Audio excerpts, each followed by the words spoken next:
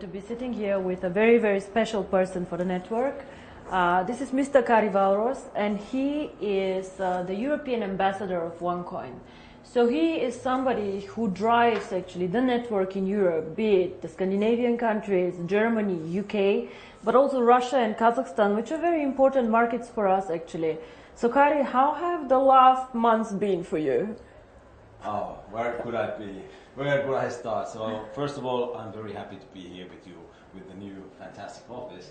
But since I started my travel as an ambassador, it has been an amazing journey for me. I've been a kind of a rock star in this industry a long time, but actually this is created me first time in my life to be a little bit humble, but absolutely honorable to have to work with the people, because I never seen so many happy people in my life ever. So wherever I arrive, people are happy and smiling and very polite, and it feels like a big family which is being created all around. So it's been an amazing experience so far. So I know you want to ask me some questions, but before we do this, I want to ask you one. We all know that I'm more a financial person and not so much in the network, but share with me, why do you think people like OneCoin so much? What is the reason that they get excited by the concept and like it? I think first thing is because there are no demands. It's, you can join and you are not asked to do anything. That is something that people are attracted to. And once they get the right information, which is, by the way, not really available because there is so many wrong information, but once you give them the right information, it's so simple and clear and understandable. And I think because there is no demand and people see that they belong something. Mm-hmm. They belong something bigger, and this is how I think it is the most important thing. Well, this makes me, of course, very, very happy. Now, you want to ask me a few questions, so go ahead. Well, of course, I work basically in Europe and CIS. So, what Europe means to OneCoin? Well, Kari, we started actually. OneCoin was when we started. It was strongest in Hong Kong and in China. So we opened the first office in Hong Kong, and we received huge support from these markets. China is a very, very interesting country. They love innovations, they love cryptocurrency, and they supported us in the beginning very, very much. Then when I speak about cryptocurrency and the users of cryptocurrency, I believe the emerging markets will be the users actually of cryptocurrency, not so much Europe, because Europe is spoiled. If I want to send money from Bulgaria to Sweden, it's very fast, it goes really, really fast. Or the guys from Germany to UK. It is not that difficult, like for example from Singapore to India. But what for me is special about Europe is Europe normally are the earliest adopters to any technology. Very, very sophisticated people who understand innovation, who are the first ones trying it out. So whenever they get excited about something, it gets quite big actually in the world. All the iPhones and all this, they started in the US, but the Europeans also like this a lot. And I think the European market currently gives us huge support to roll out to the emerging markets. Even if they do not use the cryptocurrency so much, they practically enable all these people who will join later in Africa and in other markets to use OneCoin. For example, let's say you hold 10,000 OneCoins, and in 3 years you decide to sell a part of this. Your buyers most probably will come all from emerging markets, because these people, they do not want to buy the currency as an investment, they want to buy it as a payment system, as a carrier of value. So for example, maybe some Indian person will buy 100 OneCoins from you in Singapore to be able to send this 100 OneCoins to his wife in India. And this is why I think Europe is extremely important. You cannot build a global currency, fast, borderless payments without Europe. We are one of the most developed markets out there, and I have huge support here. A lot of the leaders come from Europe, and I think this is one of the most important markets that we have actually. All right, well, I'm working in an area that is pretty much known as a wealthy area. Europeans are a wealthy country, and also Russia, Kazakhstan, Ukraine, Right. it's really wealthy countries. And they asked me the questions. Well, I know how I answer, but what is it? Because they are limiting the coin sales. So what is your answer to that? That why we are limiting the coin sales so Now, drastically? I see. How they think that, So your question somebody is, wants to sell more right. coins. So your question is, some of us mine coins and they go to the internal exchange, Yeah. and some of us sell coins and buy coins. Yeah. So as OneCoin, as I say, is 1 year old, first of all. It's not like Bitcoin. It is not a liquid market yet. So it means that there might be a day where we have a huge demand for coin sales or a huge demand for coin buying. And this is why we as a company always say buying and selling the coin should never be a reason why you join. The coin actually needs to be used. So we need to have some time, and I say always it's 3 to 5 years until we really manage to have a usability and a liquid market where you can do unlimited sales and buying actually on the market. Until then, Kari, if you do not have limits, for example, what can happen is that one person with a huge sales order or huge buy order can distort the price a lot. And this is what happens to Bitcoin often. I don't know if you see all this going up, down in a very, very big amount. And this is called volatility, and we do not want to have a very big volatility for our coin. People do not understand how it can be that Bitcoin today is worth $500 and tomorrow only 400 within a day. This is very disturbing, and if you are a merchant who takes Bitcoins, you don't want to have this. Because you want to be sure that if you take a Bitcoin today, it will not be valued 20% or 30% less tomorrow. Of course, you're very happy if it's valued 30% more, but it goes both sides. Absolutely, yeah. So cryptocurrency is one of the riskiest assets actually out there.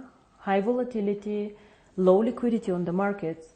So for us to achieve a high liquidity, we need to work first on the value creation of the coin, on the liquidity, and it will take time.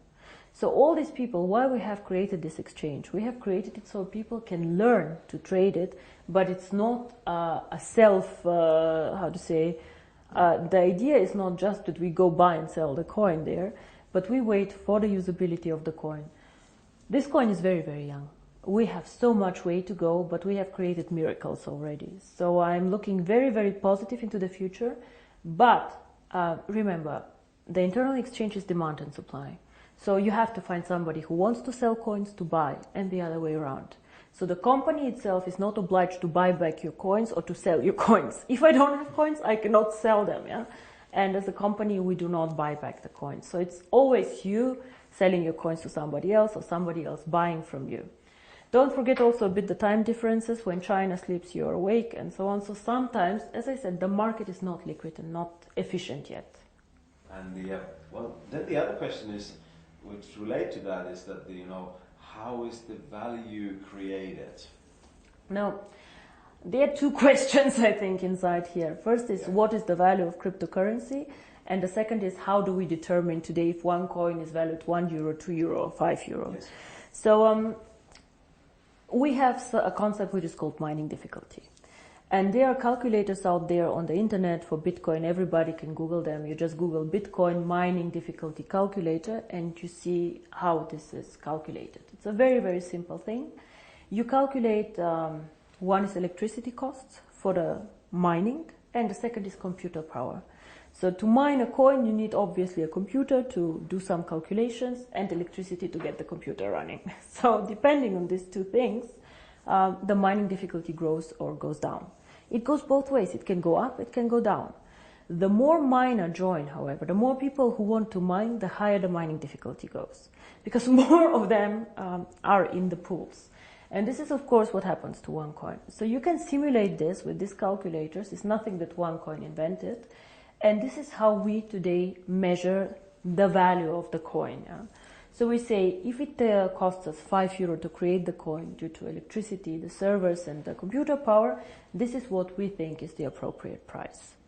Of course, it fluctuates up and down based on demand and supply, but always in a corridor actually that we have set.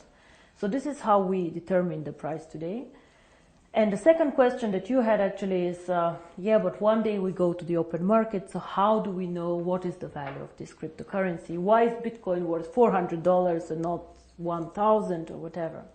And here in my opinion, there are two things how we determine the value of cryptocurrency. Cryptocurrency is not backed up by anything. We know this. So it's actually worthless. So it's not backed up by gold. It's not backed up by any other asset. OneCoin is not backed up. Yeah? Bitcoin is not backed up. But there's still value inside, and I tell you why. One is, first of all, the brand. Bitcoin currently have a very strong brand. Everybody knows them. They were the first one. Of course, there are always good and bad things about the brand, but they are very well known. Milka Chocolate is a very well-known brand. Procter & Gamble are a very, very strong brand. So the more people joining OneCoin and the more people speaking about OneCoin, the stronger our brand becomes. And this, I think, is something that makes us really a family, because if you go in the network marketing approach and go and sell shampoo, it does not make you stronger if somebody on a sideline sells shampoo. Only your downline makes you happy. But here, if another team makes OneCoin popular out there, this makes also your coin stronger and your team stronger. And this is something very, very special about OneCoin, I think. So the brand. And we have currently about 2 million paid members. In the database, we have over 10 million people who know about OneCoin. So we for sure have more users than Bitcoin, for sure. We are different, we are in a different system, but there are 2 million people who tomorrow could start using the coin if we want to. And this is great. So this is one part of the value, but most people use Bitcoin currently as value storage, like gold. I put it in the safe and I keep it there, which is okay, but a bit of a dangerous concept. Everything that goes up can also go down, and you're not special. You know, and if you're not special, why use OneCoin? Why not use 2Coin, 3Coin, dark coin, who knows? So we are probably one of, or probably the only company who focuses so much on usability of cryptocurrency. Why cryptocurrency? How can it change the world? And our two slogans are the future of payments or join the financial revolution. We believe that actually cryptocurrency can be a vehicle for money transfers. So for example, as you do Western Union transfers, you can use cryptocurrency to do a transfer. Fast, borderless payments. And there's a huge demand for this. 2 billion of people have no bank account. 2 billion. Of course, we cannot capture all of them. But again, if we capture only 10 million or 100 million people, it's a network. It grows so fast. We see what happened. You know, December 2014, I was sitting at my desk and I had a bet with Per Carlson, who is not here anymore, if we will manage to have 10,000 people. And we did a huge celebration with 10,000 people. Today we have 2 million after 12 months. It is incredible. And this is the network effect. The more people know about OneCoin, the more they will come and the stronger the brand becomes. Everybody talks about MLM today, that it's pyramid, whatever you call it. For me, I have worked with this for a very long time. For me, it's one of the biggest industry today in the world. But if I ask you, why did you choose to do MLM, to build this company up? I know that you have a background in financial everything, but why did you do this? It was not an easy decision, first of all, to do network marketing. When I started OneCoin, my vision was to do cryptocurrency. And outside in the industry, I did not know the industry well, to be honest. I knew some people who were working there and who are either personal friends or good acquaintances, so who I trusted. But what I saw in the beginning were some companies who really went bankrupt in a bad way, owing money to their members, money to their people. But I also saw some mainly product-based companies who were doing a very, very good job out there and an impressive track record. So I saw that not everybody is bad or not everybody is good. So it's an interesting industry. Why I chose it for my cryptocurrency? I believe that we as a cryptocurrency can be only successful if we have many users in a global network. And to be honest, I did not see a better distribution model for this. I did not see another way to attract people in to the cryptocurrency and these people to be spread out geographically so well. OneCoin can work only if it does cross-border payments. So if I have OneCoin only in China or only in Europe, it will not work well. We need the emerging markets, which is Asia, Thailand, Philippines, India, Africa, very, very interesting. These are the users of the coin. And if I would have gone in a traditional way, let's say with an IPO, with big investment funds, these people can buy, let's say, 100 million of coins, but they keep them, they do not use them.